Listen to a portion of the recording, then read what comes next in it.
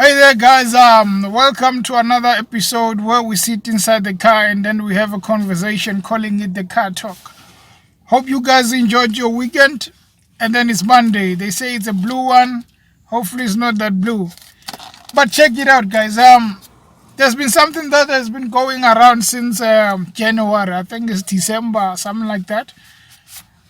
CoronaVirus.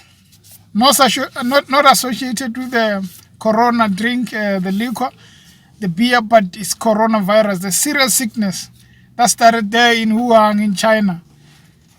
So at first people thought like, man, this is just gonna pass. It's nothing serious.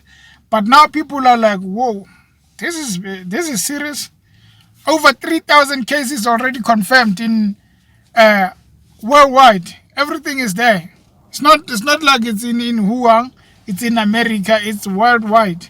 It's there. No matter where you go, inside in the oceans, coronavirus. In the ships, in the flight, coronavirus. So what do they say? Stay at home, boy. Don't go anywhere because you might get sick. So what I've noticed about this coronavirus issue is that on the news, they're busy saying that I'm having breakfast, if you might wanna know. They're busy saying that why is Africa not affected like other countries? Because obviously the healthcare in Africa is not that great. And then on top of that, Africa doesn't have rich people. There are few rich people, unlike other countries that are developed. They have rich economy, rich people, and everything else. So people are asking, why is Africa not hit hard by this virus? Well, maybe we are immune to coronavirus. Or maybe we don't want that. Or maybe the ancestors decided, no. Leave the Africans alone this time. We've been giving them all these problems. There was Ebola last time. People were not going up and down like they are doing now. You know what they would do? During the Ebola, they'll just say, no. We don't want these certain people from these certain countries because they are affected. Now everyone is saying that, you know what, we need to love each other. Let the Chinese come. Huh? Do not say that you don't want the Chinese anymore because they have coronavirus, things like that. Because it's not Africans. Africans, people don't respect us that much. But that's fine. We don't have coronavirus yet. But what we do know is that there are 3 countries confirmed to have coronavirus. Nigeria, the largest population in Africa. Algeria and Egypt, they all have coronavirus. Well, as much as they have encountered those cases, but most of African countries, they have these students who go to China and then teach English. Some are attending classes there, doing courses. So these students, most of them are still there in China. They're not coming back to Africa because we need to be careful in terms of bringing people and then bringing this coronavirus in our countries. So most are still there. But what I want to focus on today is South Africa, as I'm from South Africa, obviously. Ramaphosa has said that he has instructed for the 151 students in Wuhan, China, to come back to South Africa. They are evacuating them. Now, here's the problem. We are not sure that we have a tight medical system here, where if they come here, we'll make sure that nothing happens. Wherever they are evacuated to, there won't be any infection that leaks out from wherever they are to the general population. And then people are like, you know what? What if this happens? What if something wrong happens and then it ends up being in South Africa? Well, they have a right to be scared. We all have a right to be scared about this. But also, we do have a right to be compassionate and say that, what if it was my family who was stuck there in Wuhan? Must I let them die there, get infected, die there? Or must I do something to help them? I think both points would be accepted because there should be love, but we also need to be careful. So these guys are being evacuated to Tabanchu in the Free State. So apparently they haven't released any location, but they're saying that apparently there's a place there where they'll keep these 151 people, and then they'll make sure that no one gets out until maybe is it 14 days? They'll be quarantined for 14 days. So if they do that, which I think from my side it's only fair for their families and them also to come back home, get them to a secret location where no one gets in, no one gets out, and then make sure that you check everything and then you confirm 100% sure that they don't have coronavirus. And as soon as you realize they don't have it, you still keep them there and make sure that you are 120% sure that nothing will happen. Because you might think that, okay, they don't have any symptoms of coronavirus, and then we don't know what this virus is, and then they don't show that. But when you take them outside, they start showing that. And remember, if one sneeze around a group of people, then it's a problem. We are going to turn around like zombies in the movies, where there are zombies and then people are running away from zombies and no one is in town. We'll be locked in our house because we will be afraid that we'll catch coronavirus. But I do think that for Ramaphosa to say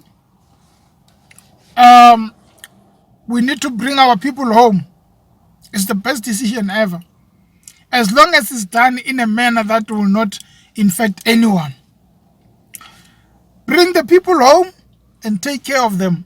It doesn't help being away there in Wuhan, China. There, that's the first time I heard of it actually, when this coronavirus came. It doesn't help putting people there in Wuhan, China, and then they are missing home. Most of them were there teaching English.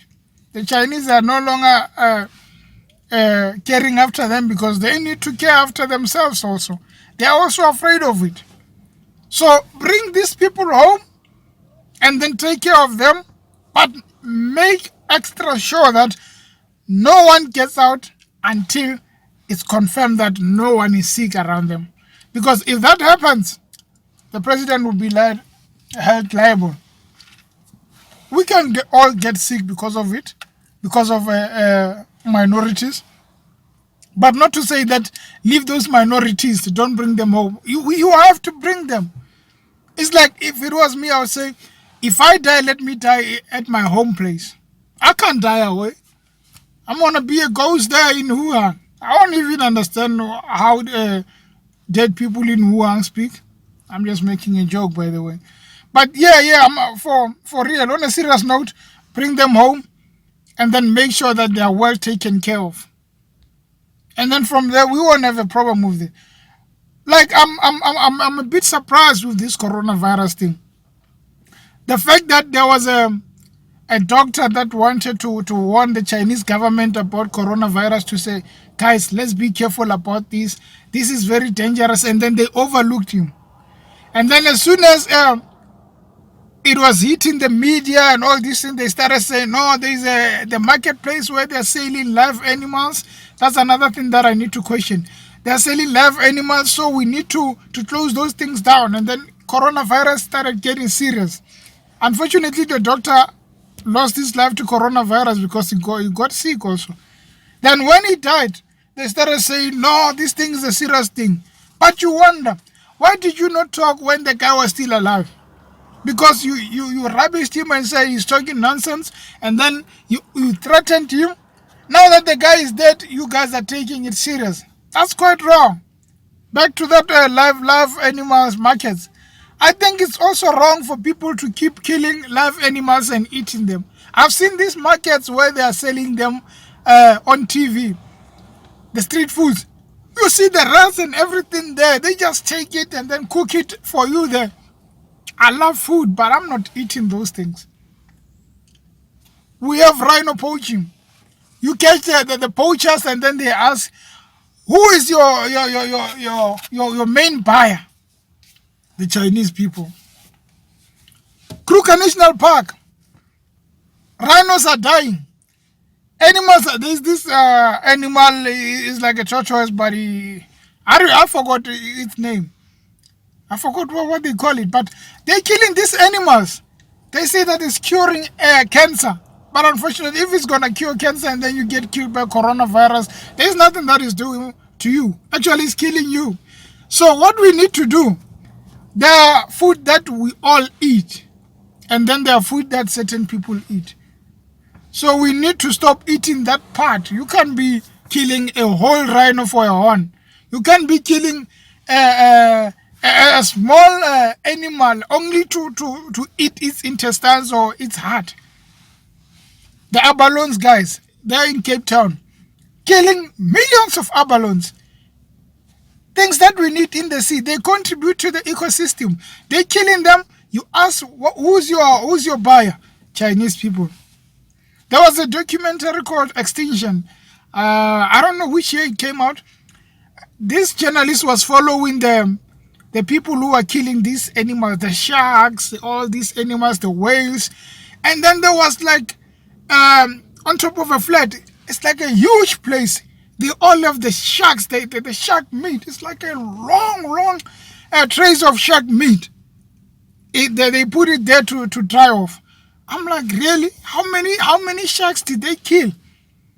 Like we are finishing all these animals and then we'll come and cry extinction.